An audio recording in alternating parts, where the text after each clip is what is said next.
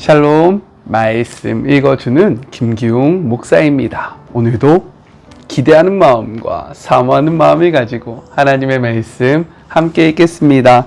레위기 26장 14절부터 26절까지의 말씀입니다.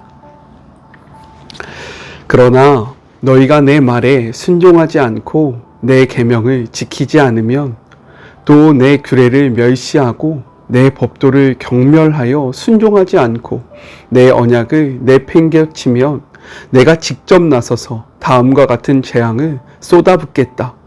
내가 몸이 쇠약하게 하는 병과 열병을 보내고 눈을 어둡게 하여 너희 생명을 조금씩 쇠약하게 하겠다. 너희가 씨를 뿌리지만 너희 원수들이 그 알곡을 먹어버릴 것이다. 너희 원수들이 너희를 넘어뜨리는 동안 나는 그 곁에서 등을 돌리고 서 있을 것이다. 너희를 미워하는 자들이 너희를 다스릴 것이다.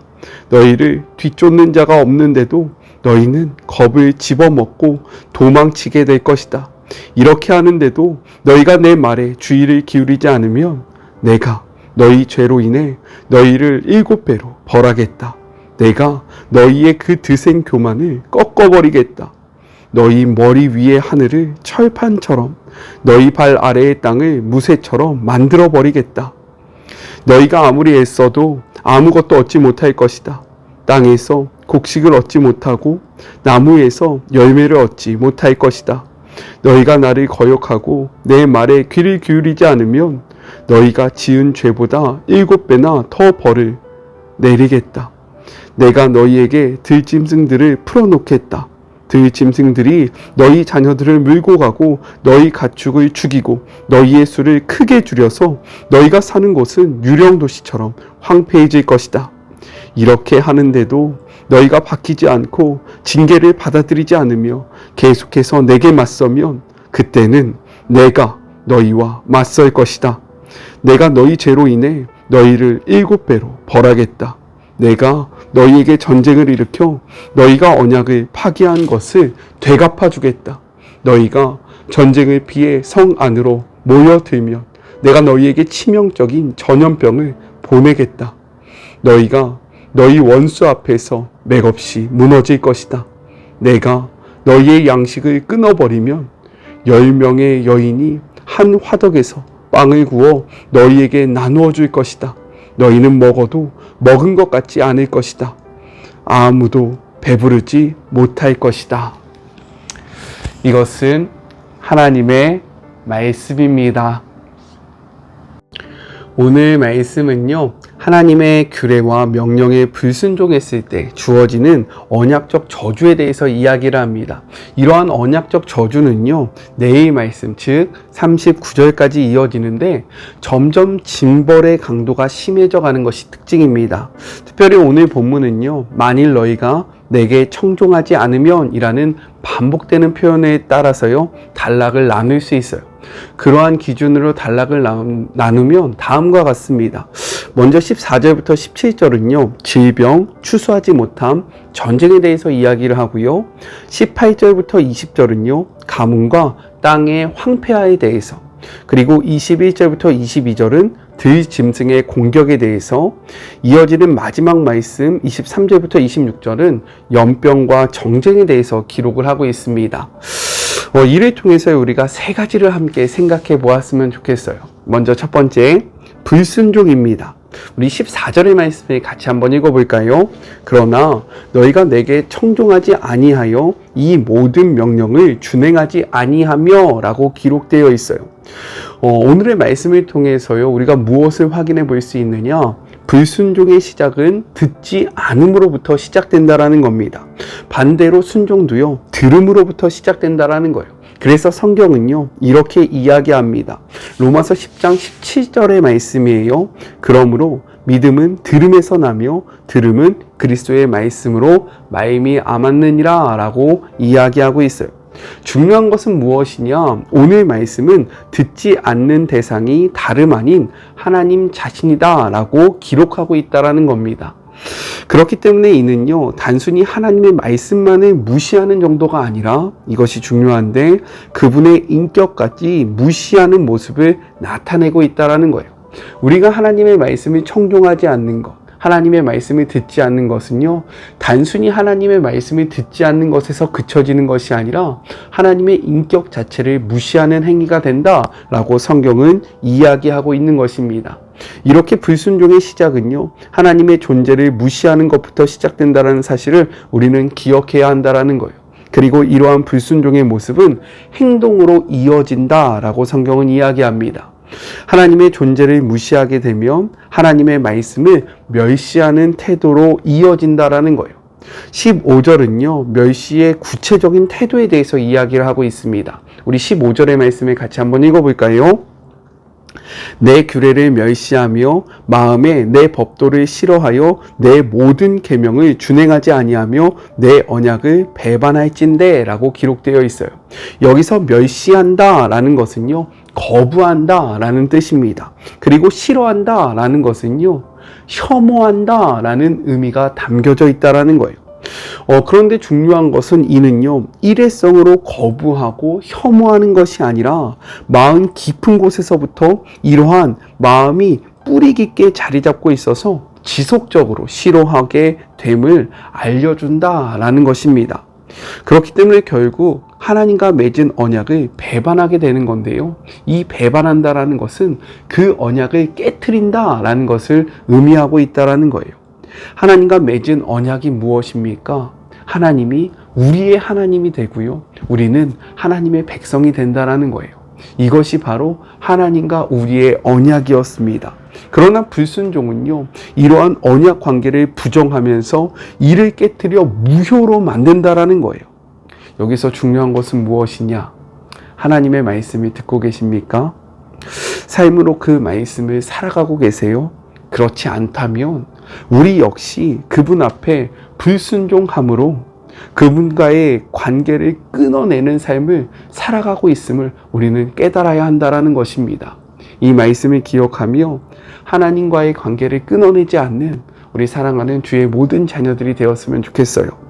둘째는요, 하나님이 떠난 삶의 현실에 대해서 이야기를 하고 있습니다.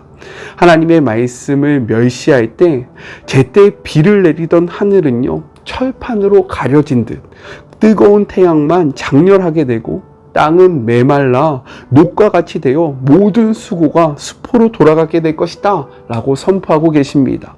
샬롬이 넘실거리던 나라는 쫓는 자가 없어도 도망해야 하는 불안한 나라가 될 것이다 라고 선언하고 계신다라는 거예요.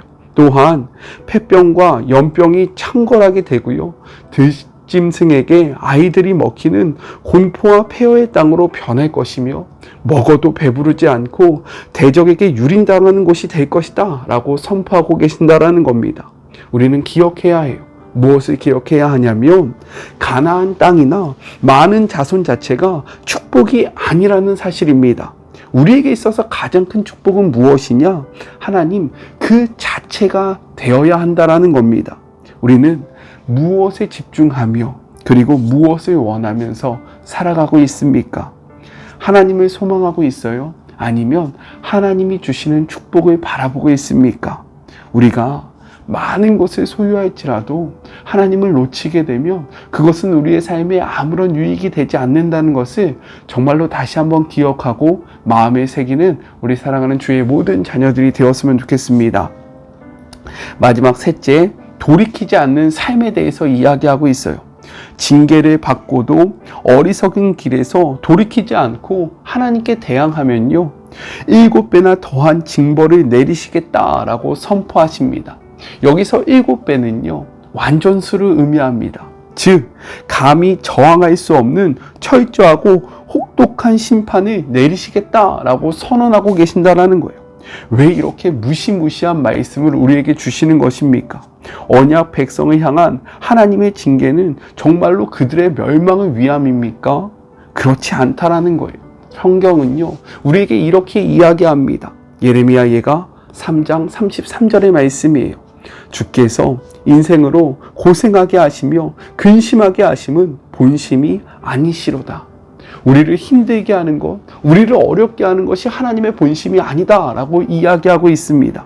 그렇게 징벌의 목적과 의미는요, 멸망과 심판이 아니라 다시 일어날 수 있는 기회와 회복의 길을 열어주기 위함이다라는 것을 우리는 기억해야 한다라는 거예요.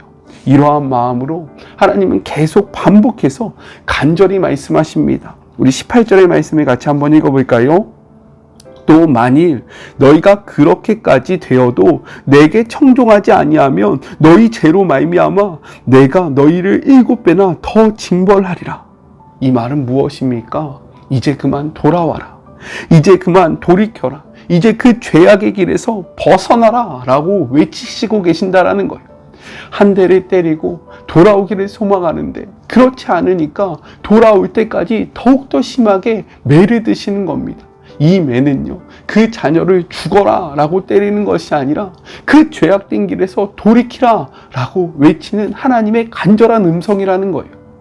사실 저는요, 이 말씀을 자녀를 낳기 전까지는 제대로 이해하지 못했습니다.